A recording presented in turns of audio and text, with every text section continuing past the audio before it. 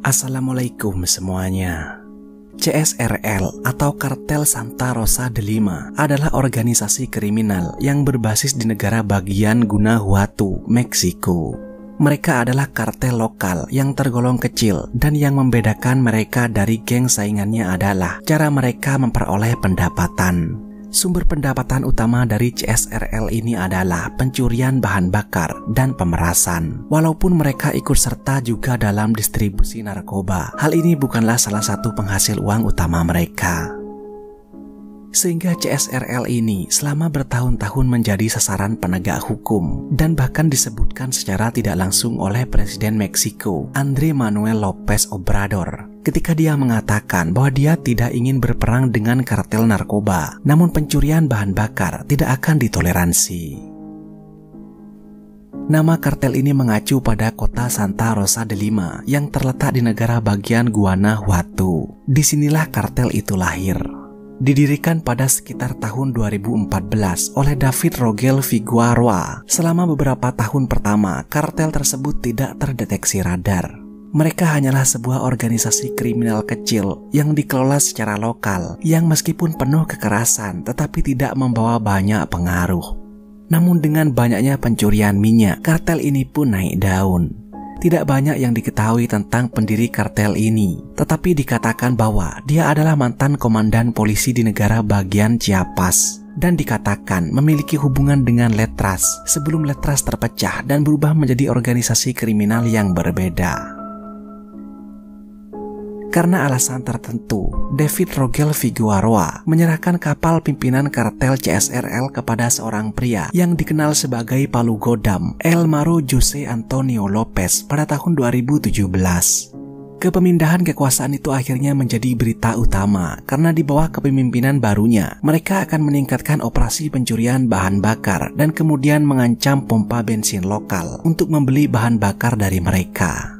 Elmaro memimpin geng bandit itu dengan kultus kepribadian kaku dan tangan besi. Banyak yang menggambarkan dia sebagai orang yang impulsif dan terlalu emosional daripada tenang. Caranya memperoleh kekayaan dengan cepat membuatnya menjadi salah satu pemimpin kartel paling dicari di Meksiko antara tahun 2017 dan 2020. Karena CSRL semakin kuat, sebagaimana disebutkan bahwa pengambilan keputusan bukanlah keahlian Elmaro, maka pada tahun 2017 sebenarnya akan lebih bijaksana jika CSRL mencari aliansi dengan kartel lokal lain yang beroperasi di wilayah tersebut untuk mendapatkan lapisan yang lebih kuat. Namun ia malah memilih untuk menyatakan perang terhadap kartel Jalisco New Generation atau JJNG yang juga telah menaruh perhatian pada pencurian bahan bakar di Guan State. Tentu saja JJNG tidak akan pernah mundur melawan CSRL dalam pertempuran berdarah yang masih berlangsung sampai sekarang. Awalnya, peperangan antara CSRL dan JJNG di Guan akhirnya membuat pihak keamanan mengetahui letak markas CSRL dan berhasil meluncurkan operasi penyergapan terhadap bisnis CSRL dan rumah persembunyiannya. Dalam satu klip luar biasa yang direkam di GoPro memperlihatkan Sakaros Hitman, seorang petinggi dari CSRL, terlihat menyergap sebuah toko ban yang merupakan pintu depan markas JJNG. Truk pick-up terlihat berhenti di depan toko sebelum menyerang dengan tembakan. Salah satu pria terlihat membawa senapan serbu Galil Ace yang memiliki konfigurasi laras pendek, varian senjata yang tampaknya langka. Terlihat para pria kemudian dihabisi di sebuah garasi dan dilanjutkan mengeksekusi para perekam itu. Serangan seperti ini adalah strategi yang sering dilakukan CSRL, sementara di lain tempat, CSRL sedang berjuang melawan JJNG dan bertahan dari tekanan yang meningkat dari penegak hukum. Hal itu menjadi kerugian yang signifikan bagi organisasi kriminal CSRL. Pada tahun 2019, CSRL membentuk aliansi dengan unsur-unsur kartel GAF yang mengakibatkan terbentuknya Grupo Sombra. Bekas anggota kartel GAF yang kini akhirnya independen membentuk Grupo Sombra tidak banyak membantu CSRL atau Elmaro. pada bulan Juli 2019, ia mulai merasakan tekanan ketika penegak hukum membekukan lebih dari 35 juta dolar dari berbagai rekening milik kartel El Maru. 14 properti dan 147 kendaraan juga disita. Keadaan menjadi lebih buruk pada bulan Juli 2020 karena 26 anggota CSRL ditangkap oleh pihak berwenang. Di antara 26 orang yang ditangkap adalah termasuk saudara perempuan dan sepupu ibu El Maru. Penggerebekan dimaksudkan untuk menangkap El Maru, namun dia berhasil melarikan diri. Dia menyadari waktunya telah habis dengan kartelnya yang tampaknya berantakan. Nasibnya sudah ditentukan. Dia akan ditangkap atau bahkan lebih buruk lagi dengan dibawa keluar sendiri oleh CJNG. Dilanda kemarahan, ketakutan, dan emosi, El Maru kemudian merilis video ke media sosial di mana dia menghadap ke kamera, tampak kesal dan emosional. Dia berterima kasih kepada orang-orang yang membantunya melarikan diri dalam beberapa penggerebekan, serta mengutuk pemerintah karena menyalahgunakan kekuasaannya dan menunjukkan standar ganda. Ia menyatakan bahwa ia juga bersedia untuk bersekutu dengan kartel manapun untuk terus melawan CJNG. Namun pada tanggal 2 Agustus 2020, El Maru ditangkap dalam operasi gabungan antara pemerintah negara bagian Guanajuato dan Sekretariat Keamanan Publik Meksiko. El Maru dihukum karena penculikan serta kejahatan lainnya dan dijatuhi hukuman penjara jangka panjang selama 60 tahun. Meskipun karena sifat kejahatannya, ia akan tetap berada dalam sistem penjara Meksiko dan memiliki peluang kecil untuk diekstradisi ke Amerika Serikat. Tanpa El Maru, banyak yang mengira bahwa CSRL akan terpecah dan bubar. Namun yang terjadi justru sebaliknya. Mereka masih tetap menjadi kartel solid, dan meskipun mereka tidak menikmati tingkat pengaruh yang sama seperti sebelumnya, mereka masih beroperasi di negara bagian Guanajuato dan masih menjalankan aktivitas rutinnya, namun tidak jelas siapa yang menjalankan kartel Santa Rosa de Lima. Pada tahun 2024, meskipun banyak yang mencurigai organisasi tersebut dijalankan oleh anggota keluarga El Maru, mungkin ayah dan saudara laki-lakinya. Bahkan sejak penangkapannya, video propaganda CSRL sangat sering menampilkan para anggota yang masih berjanji setia kepada El Maru, sang mantan pemimpin.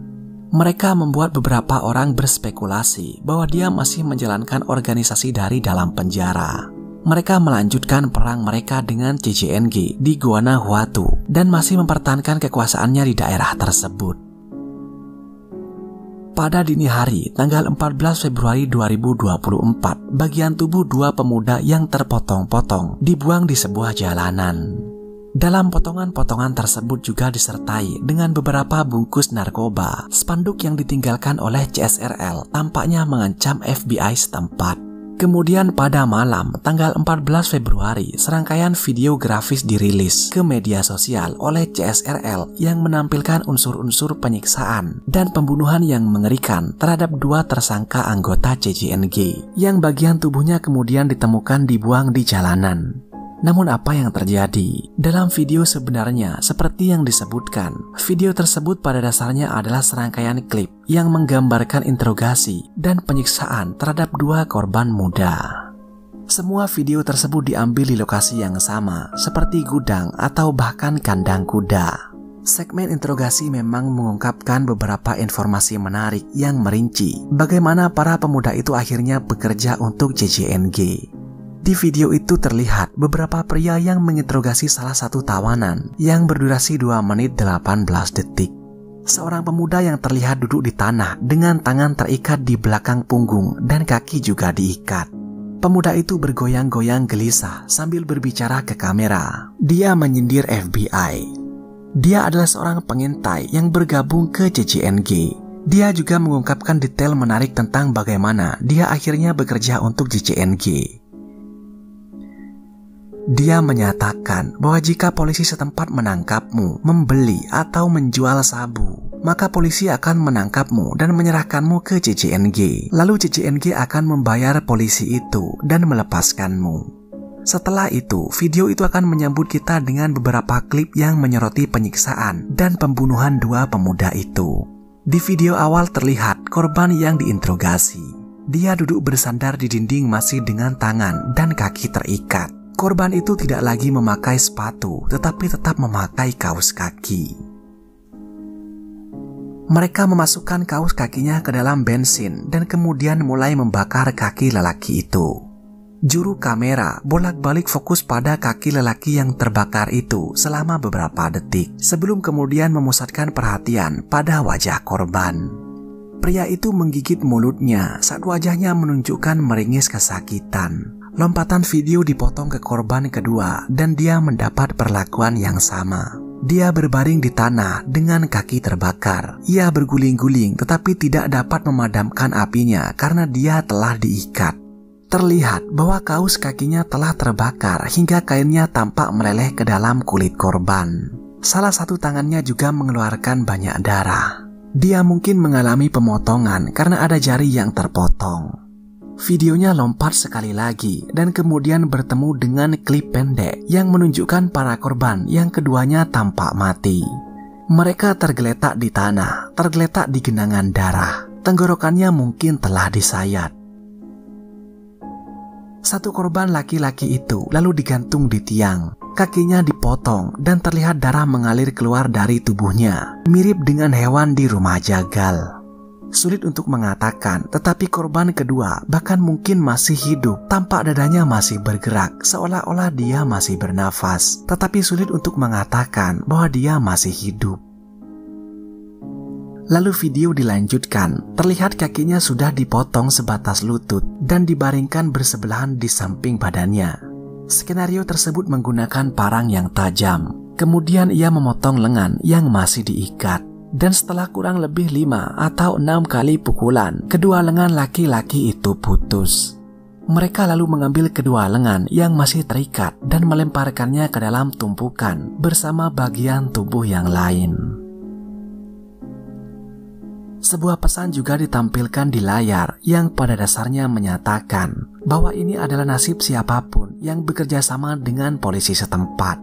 Di akhir video terlihat seorang pria yang membawa tas berhenti dan membuang isi tas itu. Dia kemudian meletakkan catatan di sebelah anggota badan yang terputus dan meninggalkan lokasi kejadian di mana video itu berakhir. Video ini tanpa diragukan lagi sangat mengerikan dan juga menyoroti salah satu dari banyak metode yang mungkin digunakan oleh kartel narkoba untuk merekrut anggota baru secara paksa.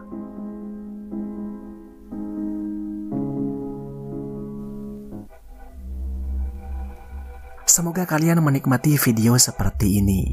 Tetaplah aman dan saya akan menemui kalian di kesempatan berikutnya. Terima kasih sudah menonton.